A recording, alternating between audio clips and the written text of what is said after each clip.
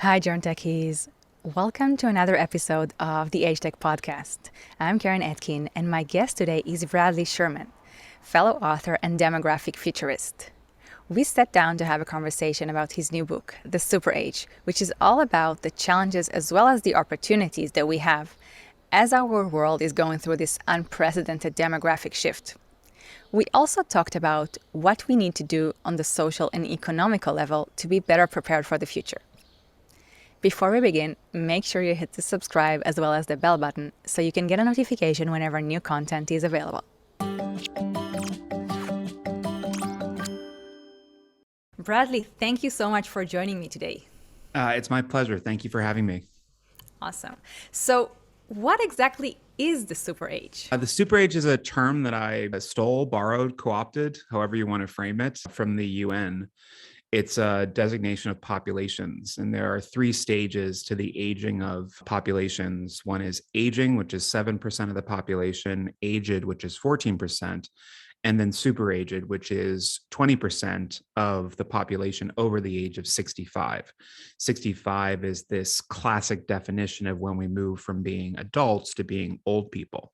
It's rather outdated, but it's a terminology that people still use today, and one that I wanted to lean into in the book to show that this period wasn't a negative one, which is often how super age is portrayed, and one that's actually a positive one where our society, our economy can really grow and flourish in this new period if we leverage the resources, the human capital, in the right ways. So, why is it so important that people understand this concept and who should know about it?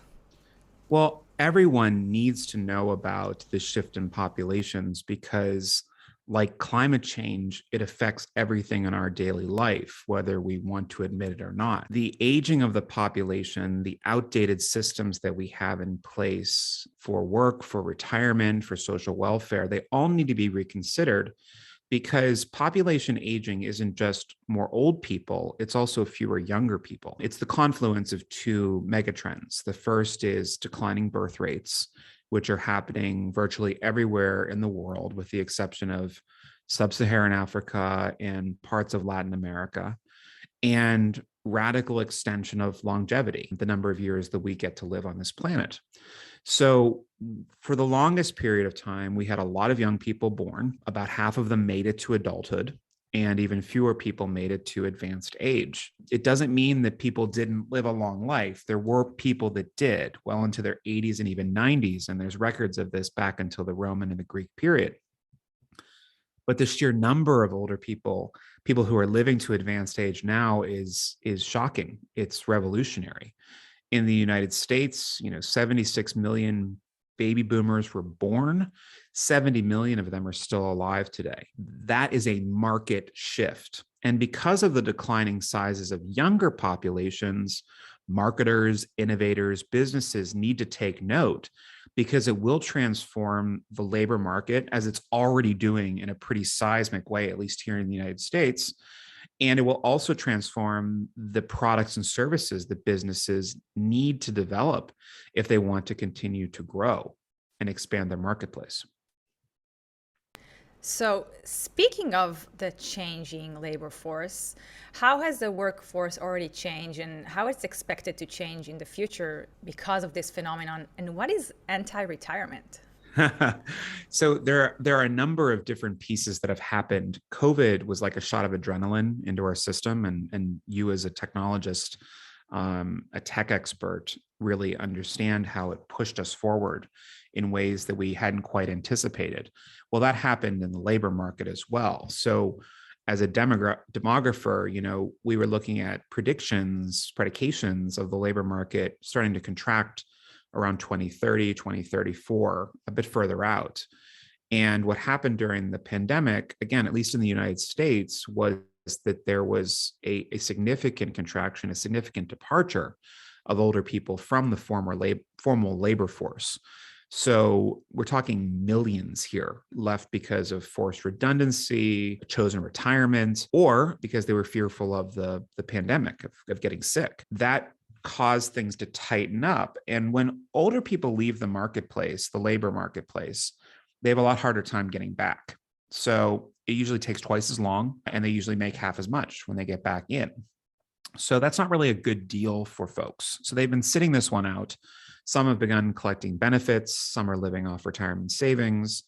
But there is a growing number of people that are moving into entrepreneurism, opening up small businesses, and quite a large number of people that are moving into the gig economy because it gives them that flexibility to really work. And that's aided by technology, obviously. That wouldn't be possible otherwise.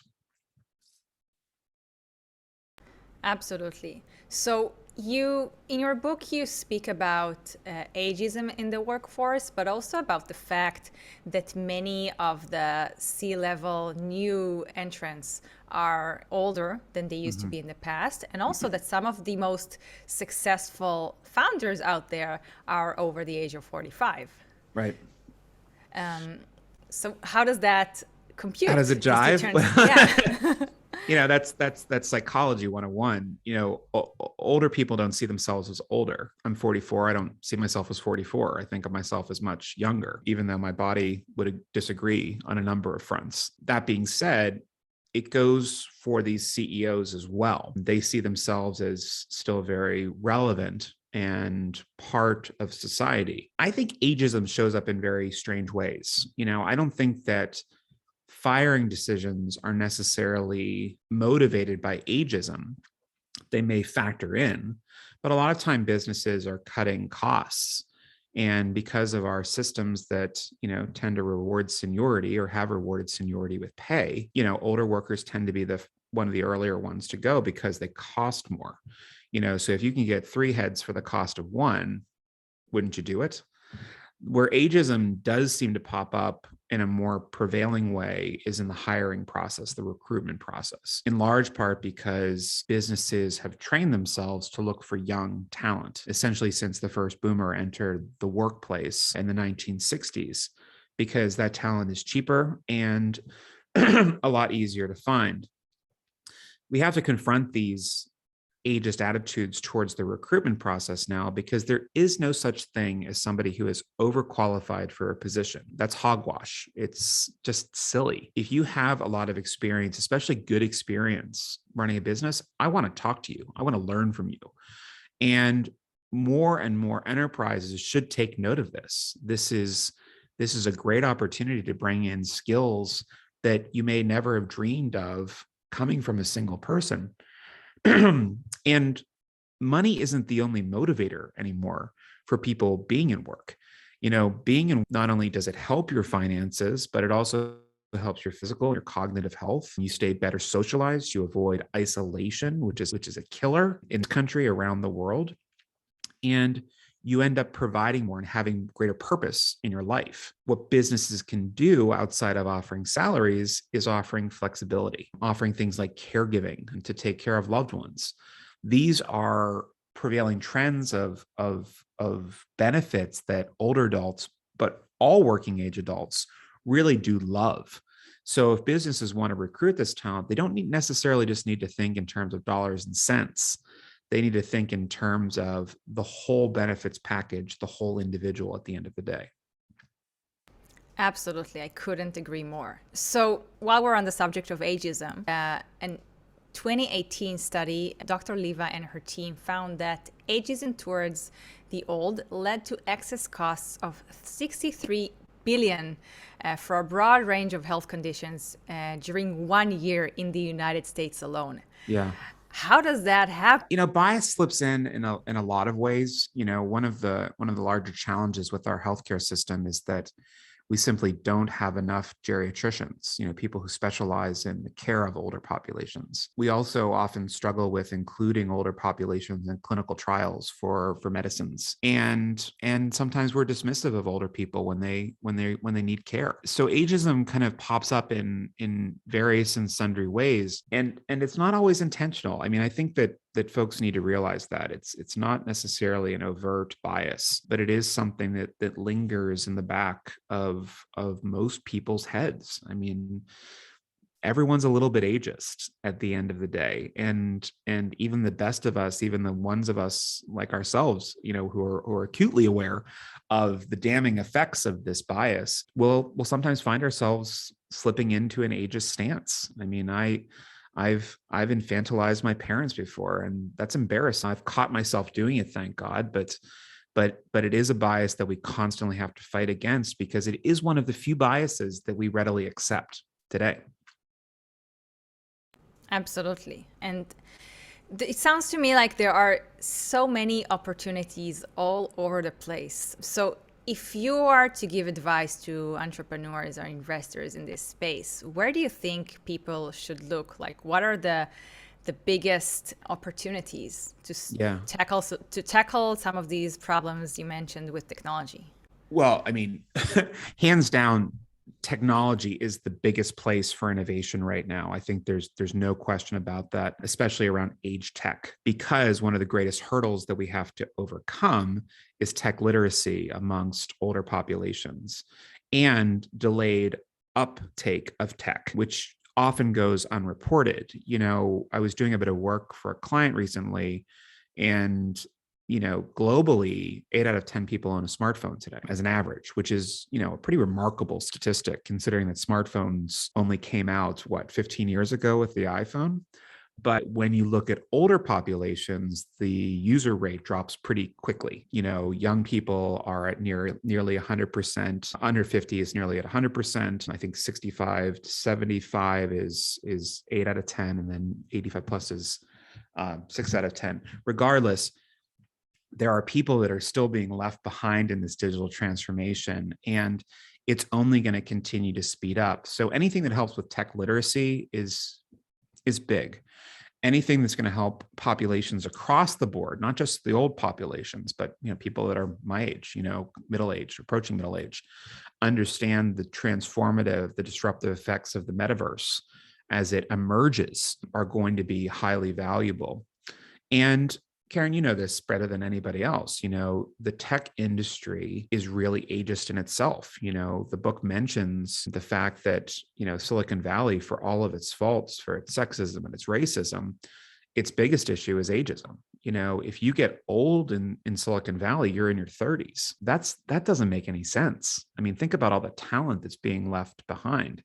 So when I talk to businesses about what the opportunities are for this new era, sure, you can build products and services for older populations. There is a demand for that. So I certainly think, the work that's being done by people like Jake Rothstein, who we both know very well at Upside Home, is revolutionary. I think Papa and On Hand, tools that help older people with things around the house or light caregiving are revolutionary. I certainly think that there needs to be more of that. But I think if businesses are really looking to expand their footprint, they need to take a look at some of the bigger players like Apple, who has really, as a company, embraced generational diversity.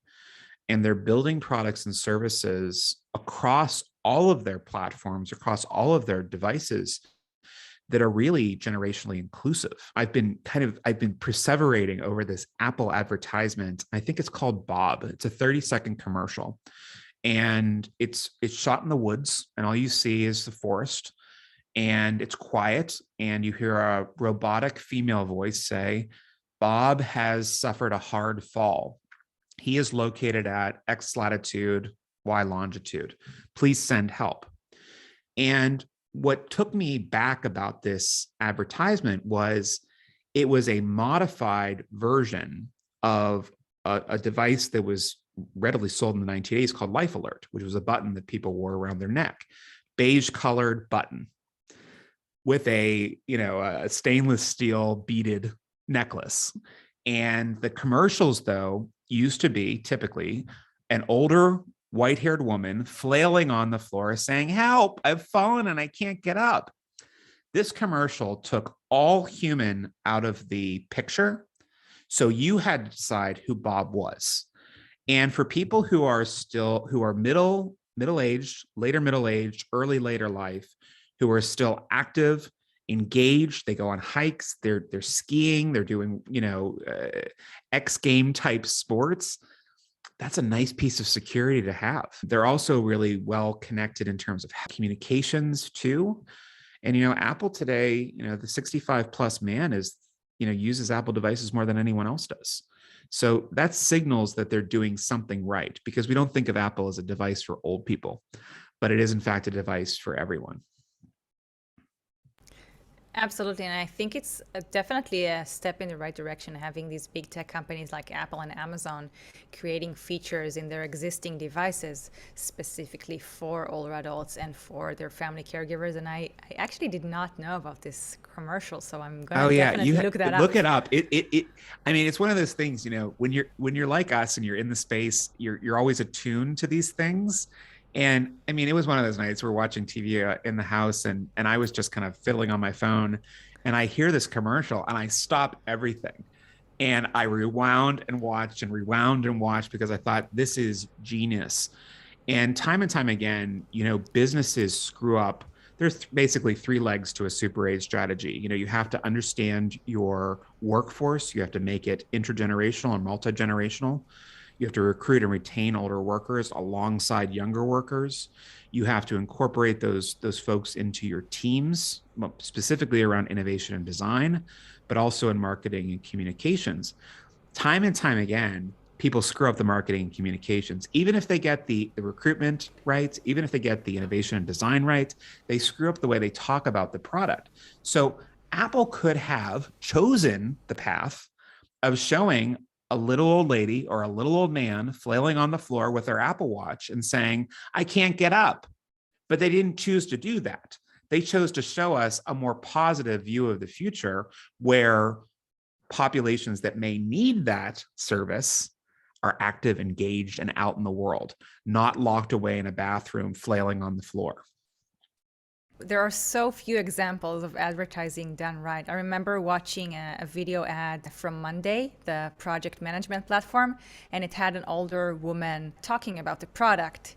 And she was beautiful and cool looking. And I kept waiting for the ad to sort of take some wrong turn and make fun of her, but it never came. It was a brilliant commercial, and I think I even commented on it to some of my friends who work at the company about how rare it is that we see advertising done right with positive portrayals of older people. It's Yeah, just and there's a reason for that too. The advertising industry, as well as fashion and a large swath of tech, are still relatively ageist holdouts in the regard that they celebrate youth at a much higher rate than other industries. Industries like automotive, they understand that the marketplace has shifted. They're producing cars now with embedded technologies that take longevity into account. And why not? Why wouldn't they? 2 out of 3 new cars that are purchased in this country are purchased by people over the age of 50. Well, you can build a car that's beautiful, that looks like a sports car, that acts like a sports car, but also has a push button start and rear view cameras and, motion detectors, sleep detectors. All of those things can be built into a car now. So on the outside, you can see this really sexy device, this really sexy vehicle, the status symbol. But inside the guts are a health connected device, and that's really kind of amazing that they're getting there now. And in large part, they're being driven by companies that have adopted really age friendly hiring practices. Companies like Porsche and BMW and Mercedes, they're driving this change in automotive right now. it's great to see companies really adopting age-friendly products and age-friendly hiring processes. I think we're definitely on the right path. It might take us some time, but we'll get there.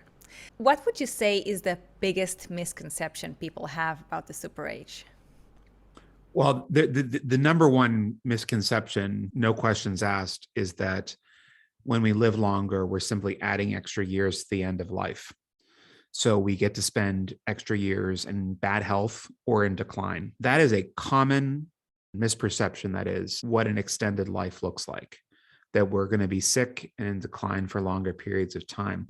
The reality is that because of scientific innovations, because of improved personal behaviors, because of our social connectivity, we're actually pushing a lot more healthy years into the middle of life. So this middle age is extending. I talk about this new consumer group that's emerging right now, and we've discussed this before, this idea of a middle plus, or these people that are super agers. Some people call it the new mid. Chip Conley, a fellow author, calls it modern elder. This is a new consumer group. And time again, people say, well, tell me about them. What do they mean? Well, they are older in terms of the number of times they've gone around the sun, but they're younger physically, cognitively than previous generations of that age. They're staying engaged in some type of work or economic contribution for longer periods of time as earners. They're actively engaged as consumers. They're intimately focused on their health and their longevity. And they're going to do just about anything they can do to extend those healthy years. They are a new demographic of people. They are a new market group. They are a new life stage. And as soon as businesses start to see them for who they are, they're going to run towards them. Once they realize the power that this group of people has, they're never going to turn away from them. It is akin right now, in some cases, to the emergence of adolescents, teenagers in the last century. We started seeing early kind of ideas of adolescents and teenagers as early as the 1890s. But it wasn't until the 1900s that we actually said, you know what, this is a specific life stage. And it wasn't until the boomers were born that we said, oh my God, there's a youth market. There was never a youth market before. The same thing can be said for retirees, but this is a more dynamic group than we've ever seen before. And the ones that are leading the charge, they're wealthy and they're active. And if you're not going to build it for them, they'll build it for themselves. Like, this is a group that doesn't take no for an answer. And we love them for that, right? We love them. I love them. So when we have added healthy and active years to our lives, some economic and social norms change across the adult lifespan. So what are some of the most noticeable changes? Well, this goes up and down life. Okay. So with the stretching out of life, we're not just seeing, this new middle age emerge. We're also seeing a shift in our attitudes towards youth. So in many cases, there's an extended adolescence that's taking place too. Kids and young adults, I should say, are more often being financially supported by their parents. They're delaying big ticket purchases, whether it be cars or houses. They're delaying marriage. They're delaying having kids, or choosing not to have children at all. So it's a full-on shift of life. It's not just about old people. I can't hammer that home enough. Older people play a significant role in this new period, but they're not the only discussion point. There is a shift up and down. Because of this shift, we have to take some of the programs that we've held as vital to the success of people in old age, making sure people don't fall into poverty, like our pension systems. And we have to revision, because the numbers don't add up anymore, despite what anyone will tell you about the value of these programs, and they are inherently valuable. They cannot run off the old model. We cannot afford for individuals to retire at 65 years old or earlier, as they do in some countries. We just can't afford it anymore. So there are policy implications to doing this. These are difficult choices that our leaders have to make, but they are ones that they will need to choose to make if we're going to stay as viable, healthy economies and, quite frankly, societies at the end of the day. I couldn't agree more. So one of the points you talk about in the book is the urban and rural divide. And you talk about the fact that nowadays rural areas are perceived as tethered to the past, while urban ones believe that they are reaching for the future. And then you go on to describe rural communities as canaries in a coal mine. Can you elaborate on that point? Yeah. So canaries in a coal mine is a dated term, I suppose. My grandfather was a coal miner, so that's a bit of an homage to him. You take a canary down to the coal mine, and if there were noxious gases being released, the canary would be the first thing to die. What we're starting to see that happen in rural communities because demographic change is going unchecked. In many parts of the world, we've ignored our rural populations in favor of the urban ones. And we've not been able to see the fact that their populations have aged a lot faster than the ones in cities. And there's a number of reasons for this. Rural populations have been hit harder by the headwinds of modern society: digitization, automation, globalization, even urbanization has changed the landscape of what it meant to, live and work on a farm or in one of these communities. It's simply not economically viable anymore. So younger people have left, quite frankly, en masse for the exurbs, for the suburbs, for the cities, in hopes of finding a good and paying job. One of the women that I interviewed for the book, one of my readers, is a friend's mother who still operates a family farm in Oklahoma. Her name's Sheila Hooten Forney. And Sheila, said, we love our farm life, but we know it's not sustainable for our kids. So the kids have moved. They've moved into cities. So what's left behind? What's left behind is a much older population, cultural landscape that's fading, a commercial landscape that's fading. Healthcare systems, what's left of them in rural communities, are under constant strain. They are buttressed by national dollars, at least here in the US, in order to make sure care is delivered. Schools close, banks close, stores close. These places become food deserts. Ironic, because they're agricultural centers. It really presents a dark and unnerving dystopia of what's to come if we don't do a better job of managing demographics at the end of the day. For folks that are there, they're there because they love it for the most part. But even if they wanted to move, they really couldn't afford to, because there's little value in the land anymore. So, what can be done about it? How can we sort of undo it? Yeah. So the pandemic has forced people to rethink space. It's forced a reckoning around whether or not it makes sense to go into the office 5 days a week, especially for knowledge workers. Obviously, there are jobs where in person will be the norm for the foreseeable future, and we're not going to be replacing with robots anytime soon.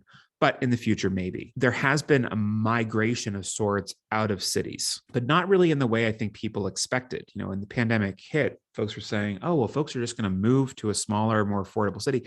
That happened in some cases. But in a lot of cases, people were buying second homes, places to escape to, so they could come into the city for 2 or 3 days a week to go into the office, and then a country home or a place away from the city to release to or to escape to. In the future, if we want to help some of these rural communities survive or thrive or be reborn, we have to make critical investments that can lure people back to them.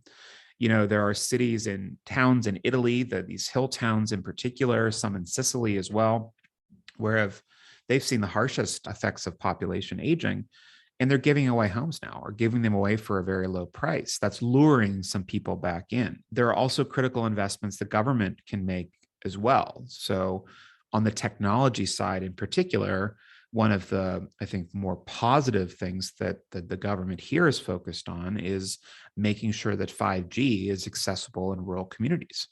Well, that's going to help a lot of different things. But more than anything, it's going to give rural populations access to the modern world that they simply don't have right now. And it will make doing business at the end of the day more affordable and more efficient. Yes, I think it is simply mind-blowing that in this day and age, some rural communities don't have proper internet access, and it affects older adults in great numbers. Well, I mean, in this country's so big that, there are large swaths of the United States where you'll drive through and there is no cellular signal at all. I'm not talking faint, I'm talking 0 bars. And it's unnerving. I've driven across the country. It's unnerving when that happens, when you're without connectivity. And yes, a good number of people live without that. So that's a critical investment that our governments can make to ensure that these communities are buttressed for a period of time, ensure that these communities have access to economy for a longer period of time and to earning, because that's the critical failure at the end of the day, right? If there's no money, how can a community survive? So if you give them access to markets, give them better control over their work through technology, that could be a point where they help themselves.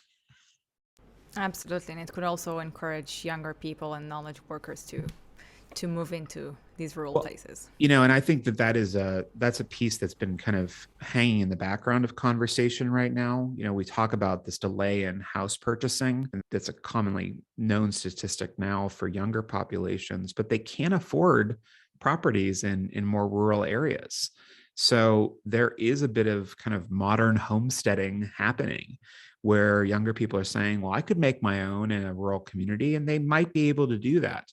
But if we want to facilitate that being a move that is sustainable, we need to make sure that they have access to the right infrastructure for that to happen.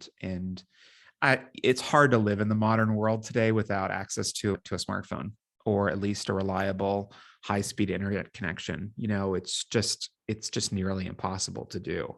Absolutely. So, Bradley, that was actually my last question. Is there anything else you would like to add? Buy my book. Yes, absolutely. No, I think the reality is, Karen, at the end of the day, and you know this as well as me, if not better, is that this new period of time is just full of promise, but it's also full of peril if we do nothing. And there is a unique window that's opening. I think it's open already. Some people would still say it's opening right now to get in, to make change.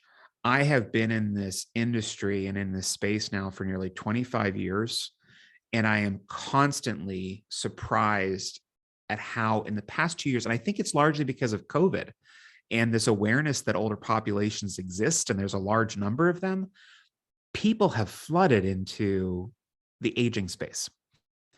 And there are good actors, there are bad actors, there are really cool entrepreneurs, and there are people that you're just like, they tried that 20 years ago, it never worked. But there's a lot of interest in the space now. So if we can lead us into this new period, we can really design the world we want to see. If we don't take action, though, as a society, as an economy, it's not going to be very pretty. We're going to see things fall apart very fast.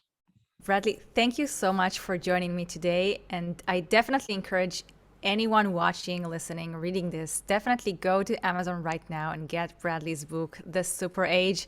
It's a wonderful read for anyone looking to get a solid understanding of this massive demographic shift that we are already experiencing and headed towards. And thank you, Bradley. Thanks, you, Karen. Have a good one. Thank you. That's all we have for today. For more age tech content, visit thegerontechnologist.com and sign up for updates.